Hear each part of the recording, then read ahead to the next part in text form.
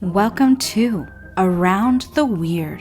Here's your host, the museum curator of the strange and unusual, Mr. Nothing. Thank you, mysterious voice, and welcome back to Around the Weird, a booktube channel where I talk about all the strange and unusual literature that I have found in my travels. But today, I am not coming to you as Mr. Nothing. I am coming to you as Sebastian the Eulogizer, just a normal person who loves talking about books and poetry and whatnot. It is Poetry Thursday as well, and I wanted to talk about a classic poem about one's father. I am referring to Do Not Go Gentle Into That Good Night by Dylan Thomas. For those who don't know, Dylan Thomas was a Welsh author, poet, writing quite a bit, being fascinated with words, living in the first half of the 20th century. He died around 1951, and he had James Joyce and others as his contemporaries. A bit of an unusual character. I don't know too much else about him. I just know the poem that he's famous for.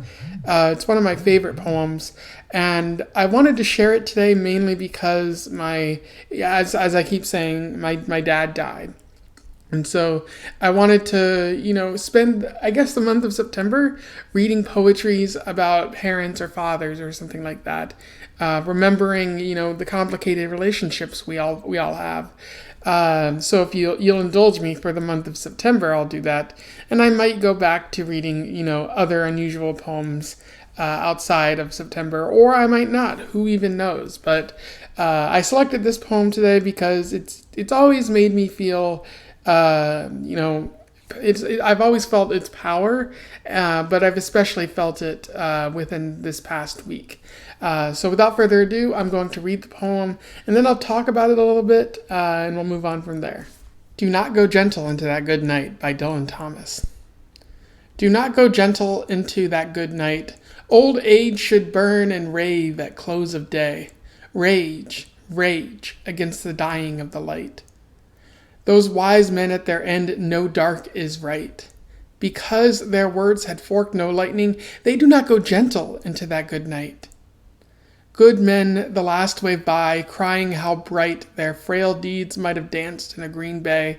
Rage, rage against the dying of the light. Wild men who caught and sang the sun in flight, and learned too late they grieved it on its way.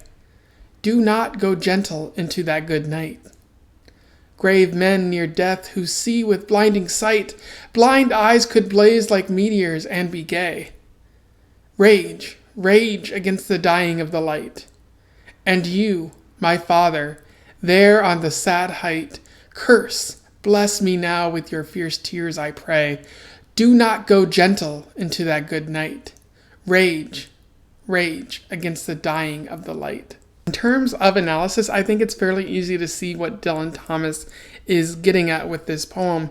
One thing I especially like is the repeated words that you see in each verse of the poem. Either do not go gentle into that good night, and rage, rage against the dying of the light.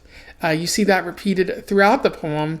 I don't know what it's specifically called, but I'm sure someone will scorn me for not knowing 100% about poetry. But I really enjoy it because it seems to be a refrain, like a repeated emphasis, like do not go gentle into that good night.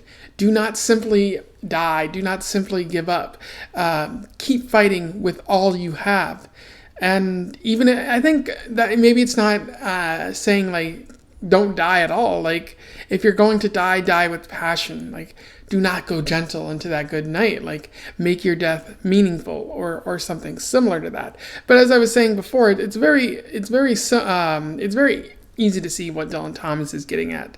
He's recalling all these hypothetical people throughout the poem.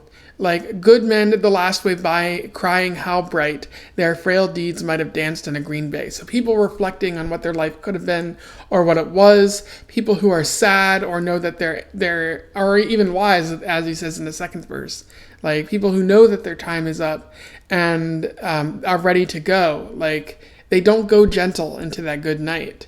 They don't just simply die. They explode in a fury of 1,000 suns, figuratively speaking. If they literally do that, that would destroy the entire earth.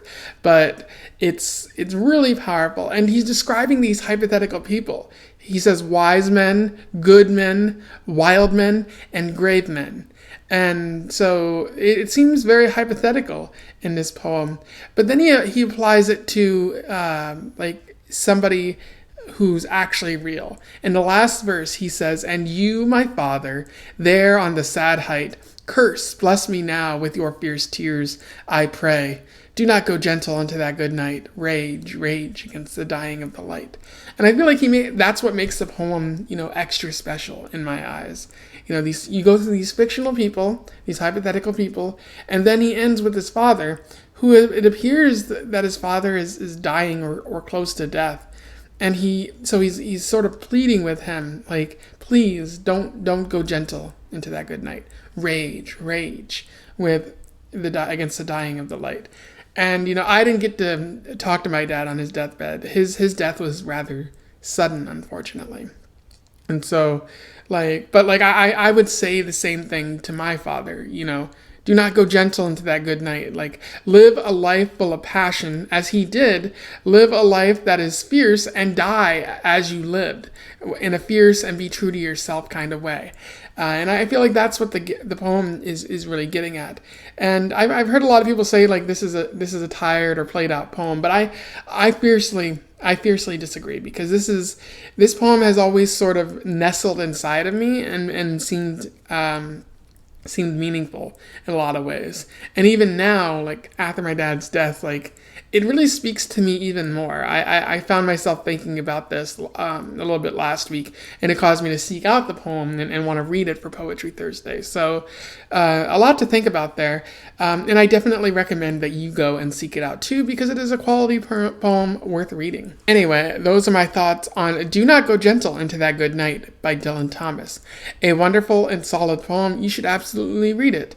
I will put a link to it in the description, and after you have read it, you can comment below what you think about it, or simply, say how this poem made you feel. I would love to hear from you. Let's have a discussion. Otherwise, don't forget to like, share, and subscribe so that other people can find out about Poetry Thursdays. And until then, I wish you the best of luck, and I urge you, do not go gentle into that good night.